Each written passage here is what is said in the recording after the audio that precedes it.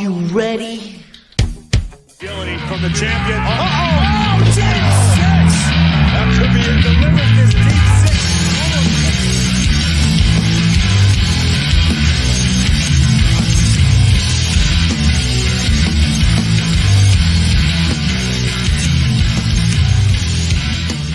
This is episode 127. 127. I am joined by Brandon, aka Bash. Brandon, how you doing today? We're good. Weekend was, I don't even want to say crazy, just wasn't feeling the best. Sunday, feeling a little better today. And yeah, a lot going on. UFC was fantastic this weekend until the co-main and main event, which was would have been a wrestling match, to be honest, because all they did was lay and pray for about 20 of the 25 minutes in both fights. But other than that, Raw had some more exciting fights than some of the UFC fights. But, we are going to talk about that. Just introduce myself. I am Wayne, Brandon, my co-host, and we are sponsored by Back Sports Page. Check them out, www.backsportspage.com, to check out some of your latest interviews. Check out, if you're a New York Giants fan, I call them New Jersey Giants, but if you are a New York Giants fan, oh, hold on, we're not live. I'm sorry. I am so sorry. did it not go through? I don't know how that didn't go through. Oh, gee, You're good. It's all right. I'll keep my intro short so you can go into the Back Sports Page. Go for it. Holy cow. Let's do this again.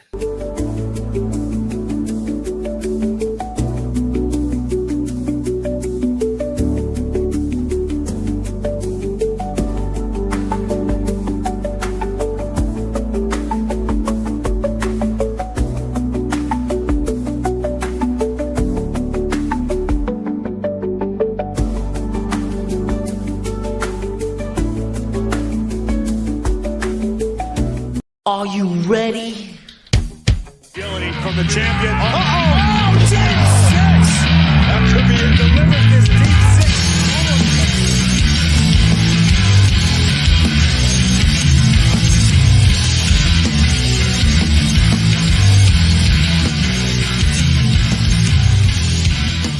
six. We are live. This is episode 127. I am Wayne, host and owner of the Aftermath Pro Wrestling Podcast, joined by my co-host Brandon, aka Bash. Brandon, how you doing today? How was your weekend? We're good. As you know, I'm a big UFC fan, so was able to watch the fight Saturday night and some great knockouts until the co-main and main event ended up as wrestling matches, which is normally okay when we're watching WWE, but UFC, you want to see at least some punches and kicks and some fun stuff. But yeah, feeling a little better today than I did yesterday morning and afternoon. But how you doing, Wayne? Awesome. I am coming off of a little bit of a long weekend. After I got out of work on Friday, that started my vacation. I headed right up to Salem, Massachusetts. Got up there around 11, 12 midnight Friday night. We went golfing, did some 18 holes on Saturday. Unexpectedly did 18 holes on Sunday up there too, as well, as the weather was not looking good to begin with. But the weather report, that is, and then it was just windy. Turned out to be windy, and the rain held back on Sunday. So we went golfing again and did another 18 holes on Sunday. So we had a blast. Just got home today around 4 o'clock. Had about a 5.5-hour ride. Dealt with some traffic in a while on the expressway. But all is good. It was a good weekend. I'm on vacation all week long, and some good stuff coming up. But we're going to get right into the show. We're going to discuss Monday Night Raw. A pretty decent show that we had. Brandon, before I go into my burial segment tonight, Oh, yes. I want to hear what you thought overall of what you thought of Monday Night Raw tonight. I mean, I said it, and I don't know if it was just a lot of nostalgia factor, if it was just setups that I didn't know were coming. But I said this was one of the best Raws that I had watched in probably about 10 years. I know that the COVID time kind of killed about 2-3 years or so, but I couldn't remember too many better Raws other than when the Shield was still together and then Cena and Randy were both still full-time wrestlers. I really enjoyed tonight's Raw, but I also think that it was the nostalgia factor, no question for me. And we'll talk more about everything that happened tonight, but it was a feel-good show. And MSG was rocking where I'm only an hour and a half away, and I felt like I probably could have heard them a couple of times. We are going to go into detail. And as the show progresses, you guys are going to hear how I felt about this show. But first, we need to start off with our weekly burial segment. To start the show. To start the show, let's get it out of the way.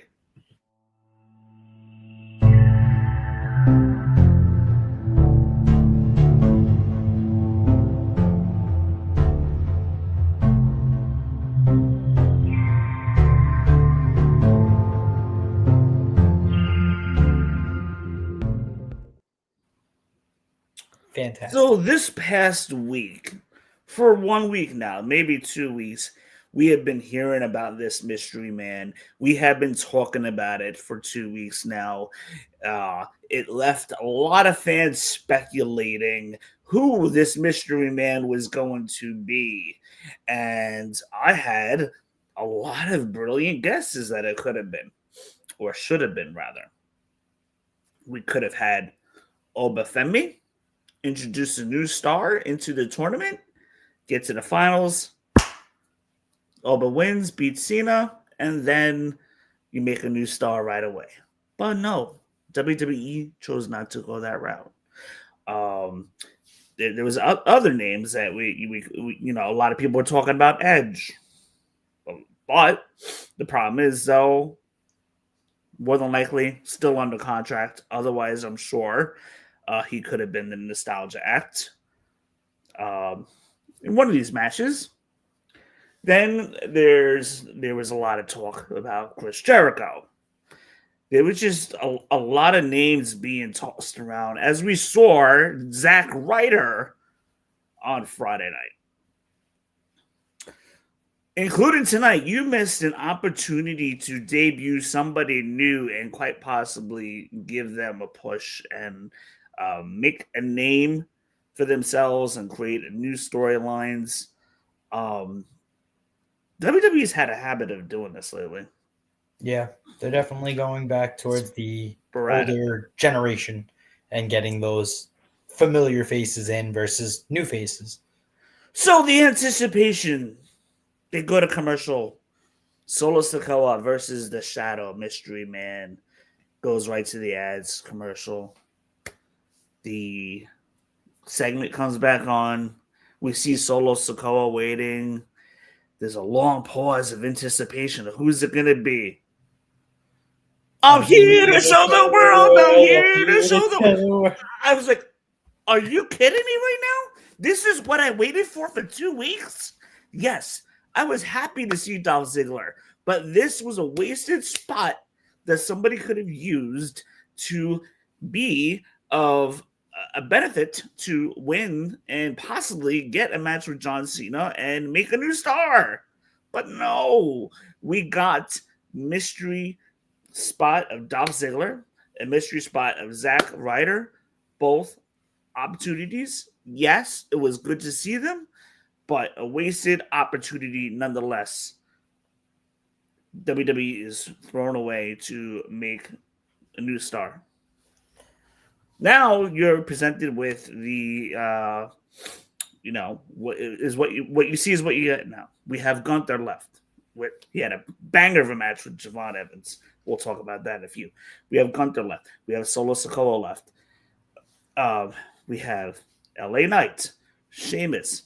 But there are guys in this tournament, in my opinion, that don't need this rub to have the honor and privilege to say that they beat John Cena, sent John Cena packing, and you can piggy off of that storyline. Story tells itself for the next 6 months. Now you got again. You're gonna have to go with the more newer guy to get this opportunity. I have a feeling it's gonna be Gunther, and I think Gunther would have get a nice little rub and a little more of a elevation there. Solo Sokoa certainly could use it for sure to be that heel, to talk about that he sent John Cena packing. Like, that just levels you up big time. If you beat John Cena in his last match, in his retirement match, like that does wonders in my opinion. There are people, like I said, there are people in this tournament that do not need to be in this tournament period, but you still have Carmelo Hayes out there, who possibly could win, but maybe he'll get the spot to go against Cena. But it's looking like probably I think it's going to be Gunther. But again, wasted opportunity to try to introduce a new star into this and make a new star by having him face John Cena and beating John Cena in DC at Saturday night's main event. Brandon, what do you think? I agree on the aspect of trying to have someone grow from this tournament. However, the people that they've brought in, like now Evans, as we said, we talk about Gunther beat him. Well, sorry, spoilers, but if you're watching, you probably know what happened. But you tried to bring him up from NXT. He loses. Now you get two other guys from the NXT or the independents, which they left WWE years ago. So I see again where they're trying to get the nostalgia factor. I was happy about it. I did not expect it. He had literally Nick Nemeth under the name Dolph Ziggler for WWE, but he just wrestled in Long Island, I think, this weekend. So I was a little game to it, where I was like, wait, he's in Long Island and he has a very storied past with John Cena. Having them come back to lose, and we probably won't see them until the Royal Rumble again, I don't know why you do that. I don't understand why you don't give them two matches and have them lose in the semifinal. Or, sorry, the quarterfinal, I should say. Like, why bring them in to lose? And at least Javon Evans, who came in today and lost, put on a freaking banger of a match against Gunther. That's a fantastic match. If they bring somebody up to lose, at least give them something. Javon Evans deserves to be on the main show now. He'll be there. Oh yeah, he was a made man tonight. I think in the losing effort, but he was a made man. Like he just put the WWE universe on notice tonight with his performance. Mm-hmm. That's where I don't see either man coming back and wrestling again or creating anything. I do think Zack Ryder could come back as Matt Cardona the same way that LA Knight started as Max Dupree and then said, this is awful. This isn't me. I'm LA Knight. Yeah. Zack Ryder could come back for a couple of weeks and go, this isn't me. I'm Matt Cardona. Kick the shit out of Ethan Page and then take his woman back and go, you and I to the end, baby. Let's ride. So I think Zack Ryder probably made off better in these exchanges of coming back. Let me tell you something. I saw somebody post on Facebook recently that LA Knight and Zack Ryder should form a tag team called Knight Rider as a nod to the TV show. I'm like, yes, do it. Yes. It would make sense. That is so perfect. I don't know. Well, I mean, no, because they'd spell it with a K, so it wouldn't matter about Knight Rider. Nah. Yeah, they probably just have to get a couple of copyright claims in, but that would be great. Yeah. So we have a comment here by Figgy. Hope you're doing well. I was at Raw tonight, probably the best Raw of the year. I don't know. Like, this Monday Night Raw, for me, was very underwhelming in the beginning because we had John Cena come out, and it was kind of like a copy and paste almost from last week. Mm-hmm. And I thought the Boston Raw was the best Raw of the year. Like, in my opinion, 100%. Like, the fans were a lot hotter Madison Yeah. Square Garden was good, but Boston was a lot harder for sure. Their fans were more into it, and obviously it was John Cena's hometown. But I was very underwhelmed. Like I was thinking about going to the show, but I could not justify paying $300-400 to go to a Monday Night Raw at Madison Square Garden. Yeah. No way! And I'm almost glad that I didn't, because I have actually seen much better shows in person. It was a good show, good Raw, and tonight's Raw was better than, I would say, at least half of the Raws this year. But then we got to the 9 o'clock hour, and after we got the John Cena appearance and the 6-man tag, and Dominic Mysterio and Cena had their interaction in the ring, which is going to lead to Dominic getting a rematch for the Intercontinental title at Survivor Series. So that's going to happen now. We'll swim back to that in a second. But after we got that first 2 segments out of the way, and after we got Dolph Ziggler versus Solo out of the way, because that was a disappointment. I was disappointed. Like, happy to see Dolph, don't get me wrong, but disappointed because they could have done something so much more with that spot. But then I noticed like the tide and the momentum of the show changed around 9 o'clock, and it started. I just felt like the overall momentum and the energy of the show, and there was more effort. I felt like the first hour of the show was kind of like lazy booking, and it was off to a slow start, 100%. But then it started picking up. I honestly, Figgy, I would just go back and just watch the first hour of Raw and see for yourself how it came on TV. I would definitely came off on TV. I would like to hear your opinion as to how it came off on TV as to how it was in person. So, And I'd say probably 75% the complete other way from you. I'm big fan of Ray, big fan of John, whatever with Sheamus. I thought that match gave that was a fun match. That's what it gave a lot of nostalgia points. The triple spot of JD hitting I can't remember, it was his jump, then the coup de grace, then the the flag splash, then the good. triple pin, they break it up. Yeah. Then the 30 beats of the Balor, the triple, the 15 knuckle shuffle, like everything it just sat right here. It just, as a 27-year-old guy that's been watching all 3 of these men wrestle for 20 years, and I think Sheamus is probably going on 15 years, if not more, then I am very, very glad to watch all those guys get in the ring together, beat down on the Judgment Day, who also got negative pop. Like, no boos, no just nothing when they came out to support Dom. So yeah, I don't know exactly. I just thought that match was good. I thought the setup was all right.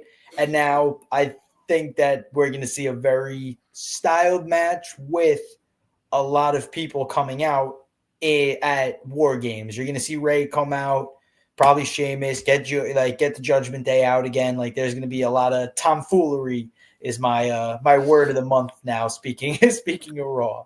So okay, I honestly think I have Dominic winning. I have Dominic winning the Survivor Series by cheating, being John Cena. I seriously have him winning that belt back. Yeah. Cena's got to drop that belt. I mean, my original thought that Cena was probably going to defend it against the winner of the farewell tour tournament that we're getting, and then that would probably turn into IC title match.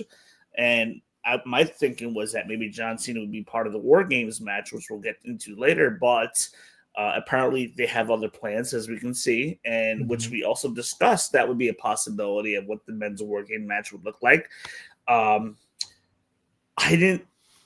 Cena and Dominic was being talked about, but obviously we got that last week. John Cena won. It looks like we were going to go Rey Mysterio versus Dominic at Survivor Series. And maybe we still get that match. They clearly built up to it. Maybe Saturday night's main event, if I have to guess.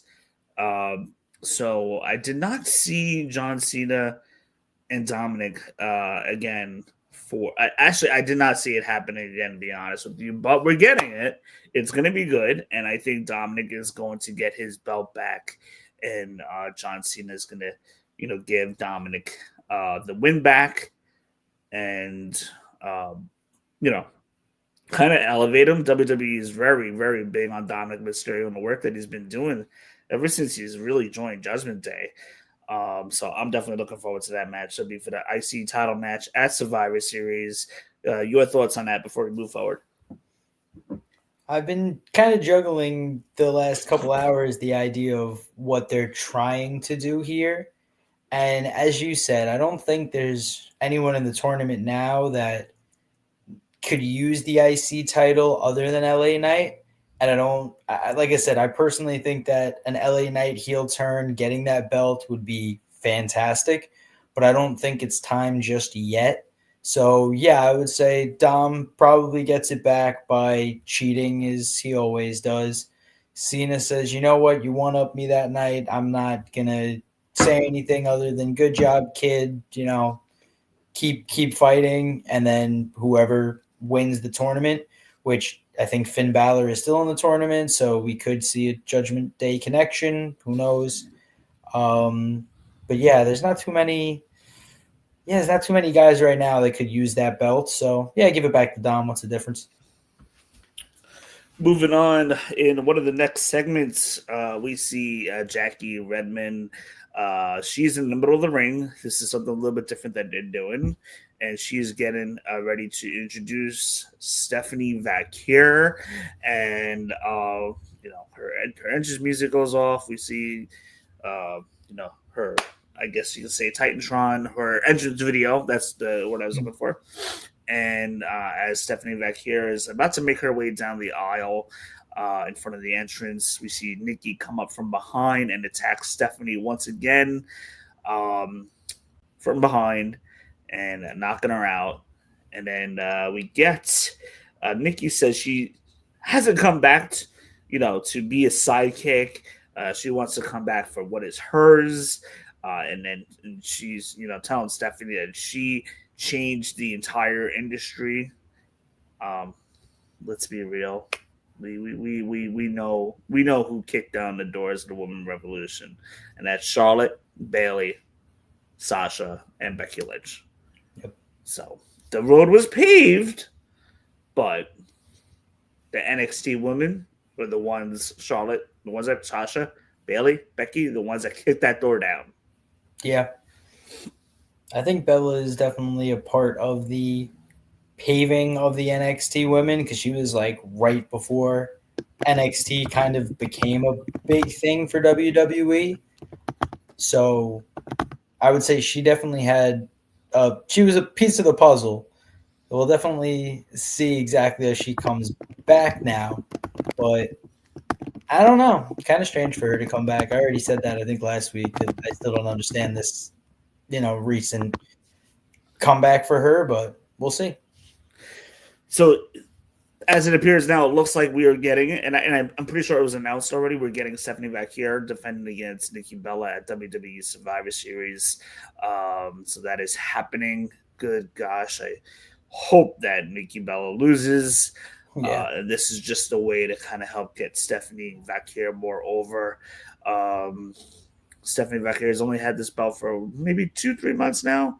So I want to see Stephanie with a good year run. I want to see her at WrestleMania, defend through Mania. I just want to have her I just want to see her have a good year run, and it would just be somebody different marching into WrestleMania with the title this year. Would be nice. Definitely. And also Nikki Bella 2 straight weeks did the belt curse. We know the belt curse, right? Ooh, remind me. So if the challenger picks up the belt and shows it off like it's theirs after a beatdown, then they end up not winning that belt. So she did it last week and then again did it today to end off her little promo. So, yeah, she got the belt curse. We'll see if it holds true. True. Yeah, usually when I didn't really think about the bell curse at all. Usually, what I think about is usually the people that stand tall most often in a program leading to the match is the one that loses. And So that's Nikki's been standing tall a lot lately. Yep, and that's where a lot of times it kind of is tied hand in hand there. The challenger will grab the belt and then stand tall, and then that's where they end up not that's the only time that they end up grabbing that belt. That's always the championship curse that I've seen. Okay, so we're going to combine two little segments in one here. We get a video package recapping SmackDown from Friday night, and you see in the ring Charlotte, Alexa Bliss, Rhea, and Io, and Charlotte saying how she doesn't, basically to Rhea's face, saying how she does not, that she doesn't trust Rhea Ripley. And then you see the dissension. You see Charlotte and Alexa Bliss, Charlotte walking away for the ring, basically telling these ladies, "I can't do it." Mm-hmm. So that's where we're at. Charlotte basically left the ladies hanging on Friday night. So we get that video package recapping what happened there. But later in the night, we see Alexa Bliss in the ring cutting her promo, and the camera's right on her. She's up in the camera talking about how Alexa Bliss, she was talking about how she tried calling Charlotte, getting a hold of Charlotte, and that talking about trust issues and stuff, and how Charlotte wasn't returning her call, even though Charlotte was posting stuff on Instagram and stuff. And then all of a sudden we see Kabuki Warriors interrupt. We see Nia Jax interrupt too, coming out with Lash Legend. And the four of them come out to the ring, basically now surrounding Alexa Bliss. And then we see Rhea and Io come out to back up Bliss, but they're still outnumbered. And then Charlotte comes to the save with the kendo stick, clears the ring, hugs Alexa, and it's pretty funny. Like I was cracking up when Alexa Bliss and Charlotte were hugging, and then Io immediately hugs Rhea. Yep. In reaction to, I'm like, oh, here we go. We got a upsmanship of best friends going on here. I thought it was funny. Io was just adorable in that moment. Not gonna lie. Well, Charlotte corpsed like a mother. She was smiling, laughing the whole time. I love the term corpsing, by the way. It's just when they can't keep a straight face, so they're just laughing. Like you said, it was very cute. Oh, Baka, by the way, if you didn't know, it means fool, stupid, or idiot. Depends on the level. So anytime you hear her go Baka, Baka, Baka, she's basically calling the other person an idiot. I hate when she does that. But I love it now that I know what it means. Yeah. And I love when when she yells Kyrie's name all the time. Mm-hmm. Love that. But I got a bold prediction here. Let's hear it. I got a bold prediction here. Let me just put this in the heading really quick. We don't have the bold prediction video yet. We only got the burial. Is that our next thing to make? Yeah. So check this out. We saw Charlotte, the dissension that was happening on Friday night, and then we see Charlotte kind of have a change of heart tonight. Asuka and Kabuki Warriors, Nia, Lash Legend, still do not have a partner. Neither does. So here we go. So keep in mind that Nia and Lash Legend, and they don't have a partner yet. They have one more spot to fill. Mm-hmm. Now we have Alexa Bliss and we have Rhea Ripley. Io still have technically two spots to fill. We don't know about Charlotte yet, but I'm thinking at some point here, I feel like I smell a rat. And Good to hear you. I feel like Charlotte is going to turn. I think she's going to turn. I'm seeing this like a mile away. I could be wrong because I'm not right on everything, but I'm right on a lot. I think Charlotte is going to turn heel, turn on her best friend Alexa Bliss, possibly join Nia, Lash Legend, Kabuki Warriors as the 5th.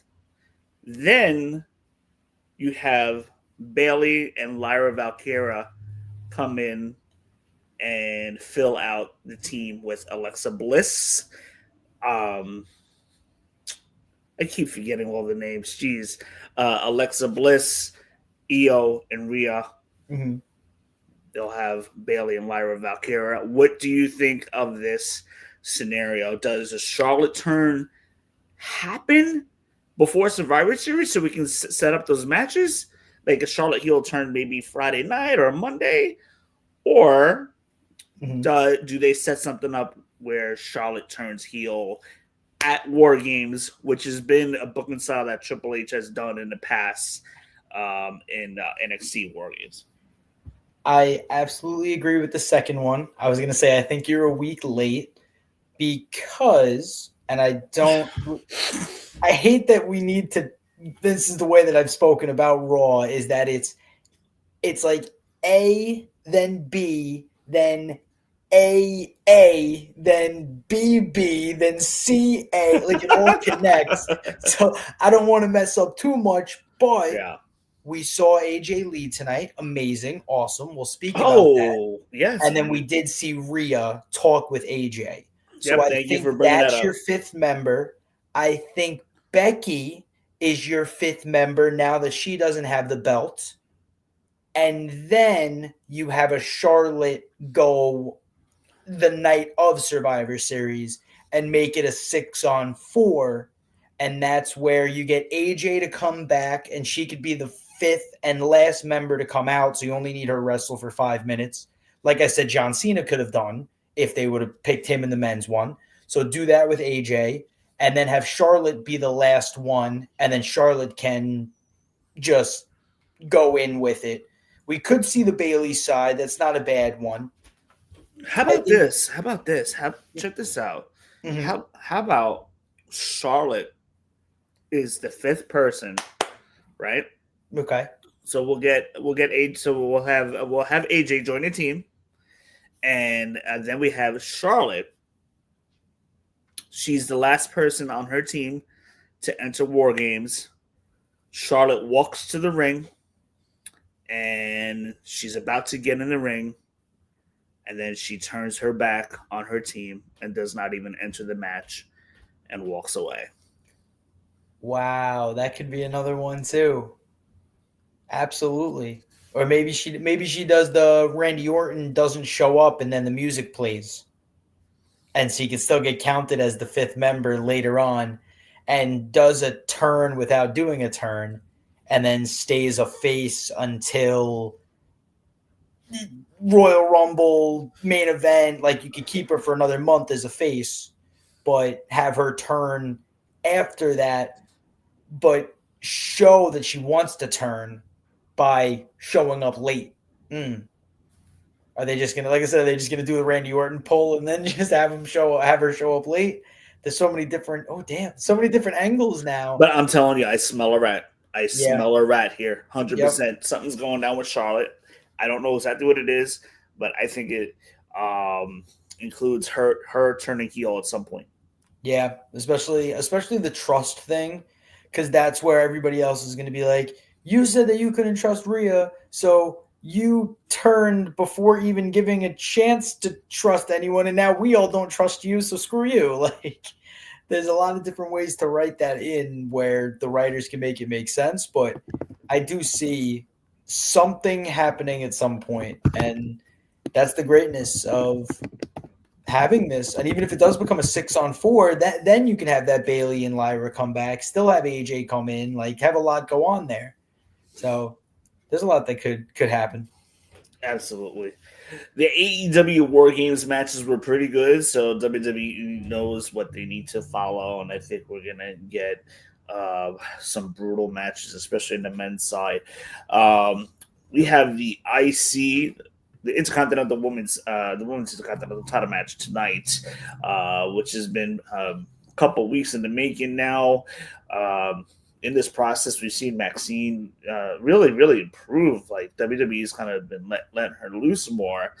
And that first match we had with Becky Lynch between Maxine and her about 6 weeks ago was just an absolute banger. Like I couldn't believe that Becky pulled that match out of Maxine. And Maxine had a really good showing. I gotta admit though, Maxine needs to stop doing like this because she has no muscle to flex. Like, why are you flexing? Don't flex. You have no muscle to flex. Stop it. I hate that. She definitely does have the arms of a 12-year-old boy. So What is she flexing for? She has no Yeah, I muscles don't to know. flex. I mean, when she's trying to emulate the Otis and like obviously her mentor at one point, Chad Gable, she's taking off the straps and everything. So she's doing the Kurt Angle and still taking the Chad stuff. So you know what? Let her be a Chad when it comes to the women. Show off the guns. Let her feel good about herself. We had a pretty good match here. It felt like it was a little bit of a slow start. Mm-hmm. But then when we came back from break, like Yeah. Maxine was cooking. This match started out by Becky Lynch taking her sweet time, getting in the referee's face, and then, you know what? The referee Jessica Carr, she had enough of it. She rang the bell right away, and Maxine went right to work from behind and almost pinned Becky Lynch. That would have been pretty funny there. Yep. But Becky was in control going up to the commercial break, and then as we come back, Maxine, she was rolling, and Becky Lynch was getting into the referee's face a few times. And then we see at the final end of the match as the referee is counting out Maxine. Maxine was knocked out outside. We see Becky Lynch undoing the turnbuckle pad behind the referee's back, and then AJ Lee's music hits, and she comes to the ring, and Becky Lynch is like, "What the frick is happening here?" And at this point, Becky Lynch is in the middle of the ring, distracted, has her back turned. While this is happening, Maxine is on the top rope, ready to go. Becky turns around, and Maxine delivers the flying, what do you want to call it? What did I call it? The flying body off the top rope for the win. And Maxine is our new Intercontinental Champion. I was happy for Maxine. We've seen her grow a lot. I want to see her grow more, but we've seen her grow a lot. And she's been pretty good in this program here. So which leads me to believe we're going to get a little bit more of a further progression here with AJ Lee and Becky Lynch. AJ Lee, like we mentioned before, very well could be AJ and Becky Lynch. Don't forget, a couple weeks ago, we see Becky Lynch and the Kabuki Warriors staring each other down as Becky Lynch was on the way to backstage, and Kabuki Warriors are coming in. I don't know if you remember that as a part of Raw about like a week or two ago. But so that also leads me to believe that Becky Lynch is going to be in this wargames match, and then it would make sense to have AJ Lee at that point in there. So they've definitely kind of set that up. But Maxine looked great, and I want to see on the big stage, Madison Square Garden. Maxine wins the Intercontinental Championship. I mean, she definitely looked like she deserved it in that match.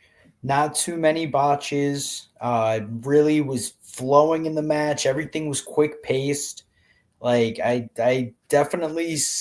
remember her last year.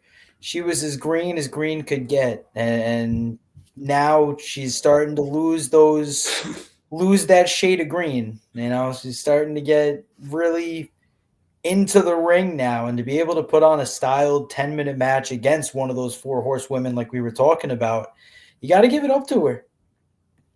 Yeah, the WWE locker room is very, very high on Maxine backstage, and she's been praised for a lot of the work she's doing, and All in all, she's probably like behind the scenes. She's probably just a great person and human being to be around with. But WWE is very high on Maxine, and they're giving her the chance to see what she can do, and trying to make new stars. So I think if she uses that crossbody to win, I think she has to call it the Cross Beauty. there was this, yeah, right. That would be just perfect. There was a superstar that used to win all the time with crossbody. I want to say it could have been Superfly Jimmy Snuka, but the crossbody, that flying crossbody, used to be. It could have been Ricky the Dragon Steamboat too. But yeah, like on the norm, like you don't really see people win matches like that. But I think it was Ricky Dragon Steamboat. I remember there was a guy that used to jump and do that a bunch. Not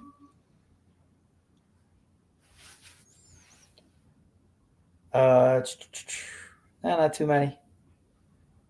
Yeah, no. Trying to Google real quick. Not too many popping up. Very cool. Yeah, definitely. If somebody's able to keep that going, I think Maxine could do it. So, for those of you guys that are watching, my name is Wayne. I am the host and owner of the Aftermath Pro Wrestling Podcast, joined by Brandon, aka Bash, my co-host. And so, just to let you guys know, we are sponsored by Back Sports Page, www.backsportspage.com. That is www.backsportspage.com. If you're a New York Giants fan, check out the Big Blue podcast that they have going on.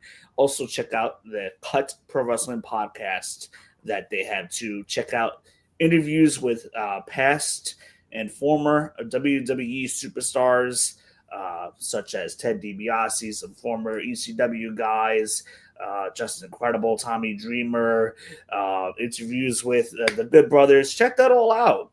That is www.backsportspage.com.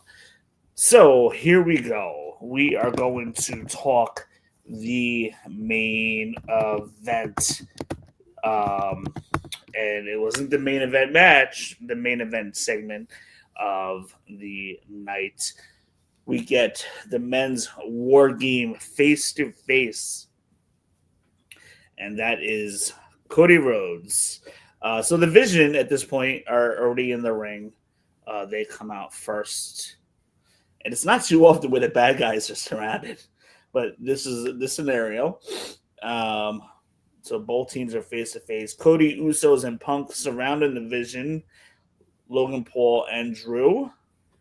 So those four guys are already in the ring, and Cody and the Usos and Punk are surrounding the ring. Then they fight, and then basically the obvious happens. We had it, and I called it weeks ago. Mm-hmm. Called it weeks ago. There's a YouTube short on that. Brock Lesnar comes out. He apparently is going to be the fifth guy joining the Division, joining Drew and Logan Paul, and Brock Lesnar cleans house. So I have a little bit of a problem with this, because we know Brock Lesnar is a beast. But when Roman Reigns comes out, and we'll swing back to that in a second, it outshines Cody Rhodes tonight. That's not he threw Cody Rhodes like a rag doll, and a couple of the other Punk like a rag doll. They got squashed out there. And all of a sudden, we see Roman Reigns come out to the save, which is great. I mean, Roman Reigns is the main guy. You got to make sure he's portrayed the right way. But in doing so, that kind of just undermines the work that they've done with Cody and Punk all this time. I think Brock is always the beast. Anytime he comes out, Brock should have been tossing Roman too, and then collectively they take out Brock Lesnar and get him out of the ring. I think just one Superman punch doesn't, because Brock was still standing after that. So I don't think that if it would have been like a spear and then a Superman punch and then another Superman punch, and like if Roman would have completely buried Brock, different story. I think just one Superman punch to, throw him out of the ring. And then we obviously see Bronson come in and everything starts to go crazy with Bronson as he comes in. Now you get the Bronson versus Roman, where we already saw that weeks ago, Bronson was the one to take out Roman, so they were able to rehash that. So I don't think it's that bad to allow Brock to come out, show he's still a monster against your top names, but also, I will never call them scrawny, but 70 pounds lighter than Brock. They're going to get bodied. And then Roman comes in, lands one Superman punch after he ducks a big hit. Not too bad, in my opinion. Let's talk about the final spot. So check this out. So this is my timeline here. Brock Lesnar clears the ring. I quickly look at and then the credits come on. Mm-hmm. We see the credits come on. Paul Levesque, and the show, as if the show's about to end. Right. But I look at my computer. I look down a little bit, and it's 10:22. I'm like, we're not done yet. And then all of a sudden, Roman Reigns comes out, and you see that. So who help me out here, because like I kind of had my head down at the moment when this happened, but who took that spear at the very end? Which superstar took that spear at the at the very end by Roman Reigns into the corner? Was that Braun or? It was Bronson and the cops. Two New York Police Department officers. It most certainly was not the NYPD. You can tell by what they were wearing, but so let me ask you something. Would logic have it that maybe WWE post a video? Would it be logical that WWE will post a video of like Roman Reigns getting arrested, walking out of like Madison Square Garden because he took out the cops? I mean, come on! If you take cops, you're getting arrested and you're done. You're going to jail. In the morning, I think we'll see like Roman Reigns getting walked out after or something like that. Because he literally did assault two police officers. Like that's straight up assault. He ran them through a barricade. They have to do that with his like big smile at the end, like a segment, and then just they got to make something out of that, because that's logic. I mean, come on, if you take out police officers, you're in trouble. Yeah, they had it a few times where you've seen. I think what would WWE bring out the NYPD? Yep, I remember Canada. They had the Mounties come out. I guess this was years back. I can't remember when. But like they had I think it was against DX where they had the Mounties, and then all of a sudden they started attacking them and everything. Unbelievable. But yeah, the booking logic sometimes just gets so hokey. Man. So that's how Raw goes off the air. It didn't even end or anything. It was just like Roman Reigns sat up, and it was like, all right, everything's over. It's like, are you guys not paying Netflix enough to give you 2 extra minutes that you need? Like, what happened here? Yeah, well, they had. I think that, if I'm not mistaken, I think the Boston show was almost 3 hours. One of the last 2 Raws was 3 hours. Yeah, we started right around that 11 o'clock time we normally do for our show and everything, and that was one where it was definitely like 2:45 or something. So. All again. Sorry, I had to burp. How you kid? Decent show. It progressively got better. Mm-hmm. I didn't like where we were headed at first, by any means. I did not. It was. Yeah, I mean, it was great, but we had a great tag match. It was very straightforward, and then then the disappointment with Dolph Ziggler. I'm like, you gotta be kidding me! Like, this is what I was hoping for. And honestly, like a lot of wrestling fans, I bet you tomorrow are going to share that same opinion that it should have been somebody else. They're wasting the spots and whatever. So rest assured, like, it was a good Raw. Not better than Boston, in my opinion. Not even close. But it was a very good Raw still. But like, it took a while to get there. Like, we started off pretty good in the beginning, kind of like last week, and then it came back down, especially with Dolph Ziggler. I don't know if you noticed, but they piped in. They had fake crowd noises ready, piped in for Dolph Ziggler at times. I noticed it. There were a couple of times when the fans weren't really cheering or moving, and you hear the piped in like crowd noises. Like, I'm like, oh, that's crazy. They had that ready because in Albany on Friday night, like the crowd was like crickets for Zack Ryder. Yeah. Half the people didn't know who he was because they probably weren't watching at that time, or maybe there's a bunch of families and kids there, and they probably weren't watching at that time. It was crickets. That's the unfortunate thing with bringing back these nostalgia guys is, again, me watching for the last 20 years. I absolutely loved it. They should have had Zack Ryder tonight at Madison Square Garden in his hometown tonight. Would have made sense. The Madison Square Garden, the pop would have been amazing, and Dolph Ziggler should have been in SmackDown. Absolutely. And the matches would have made more sense too, because I would have loved to see LA Knight versus Dolph Ziggler. And I would have loved to see Solo versus Zack Ryder. They would have easily, because then you would have had face versus heel, and then it would have been, face versus face regardless. But yeah, that they messed that up big time. But I think they did, because not like Albany doesn't connect with Zack Ryder like Madison Square Garden does. Trust me, I know. I was at Survivor Series 2011, and Zack Ryder was over like Rover. He was through the roof over. Probably the most over guy in the company at the time. When did he win was that when he won the belt or no? I want to say yes. Okay. But it was IC title or US title. I forgot which one it was. It was a big I think it was the US, because then that's when John US. Cena took his girlfriend and took it away from him. Yeah. I can't. Oh my God. The fact that I remember that is crazy. Yeah. And that's the last Madison Square Garden show I was at.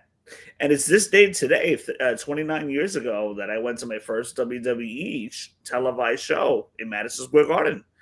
Wow. This day today, November 17, 1996, Survivor Series. Wow. Sid versus Shawn Michaels, Bret Hart versus Austin, arguably the best Bret Hart versus Austin match, in my opinion, that they had. That was a great night. And Mick Foley versus The Undertaker, or Paul Bearer hanging above the ring. The main matches were really good. The undercard was like, less to be desired. But that's just how WWE was at the time. I would love to see the match card. Let me see this match card real quick. Let's Bart Gunn, Justin Bradshaw, Bob Holly versus the Sultan, Jesse James versus Billy Gunn. I don't even know who this is. Owen Hart took on Henry O. Godwin. Oh, the Godwins took on Owen Hart and British Bulldog. Wow.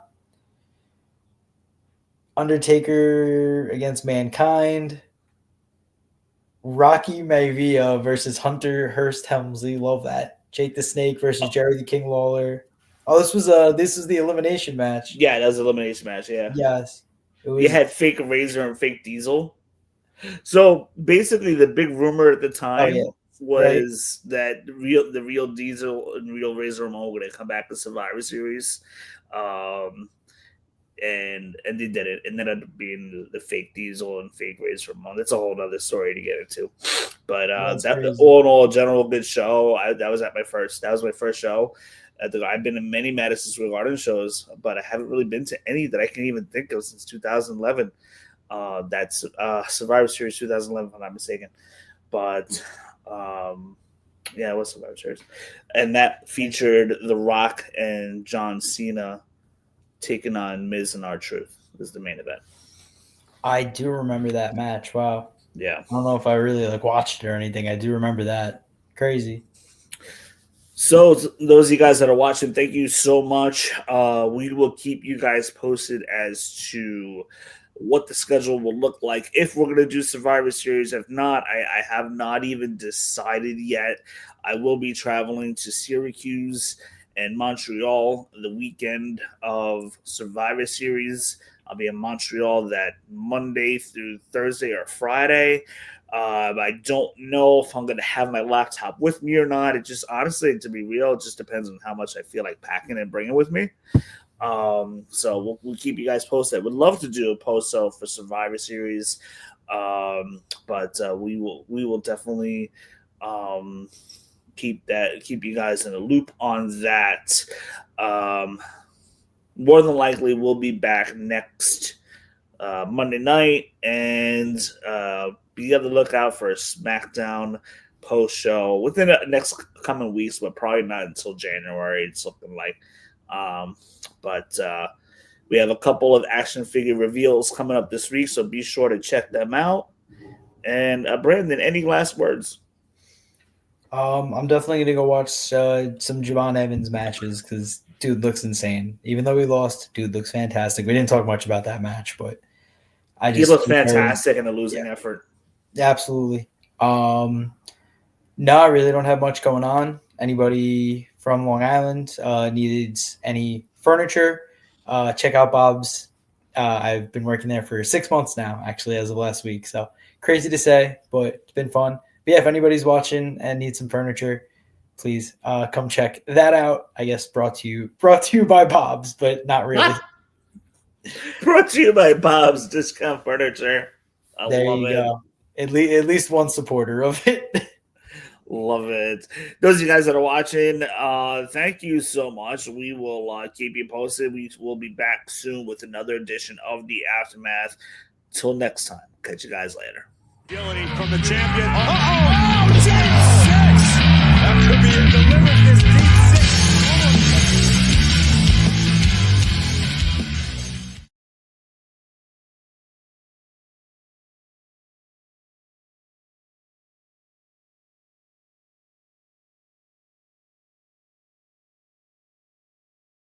Agility from the champion. Oh, deep six.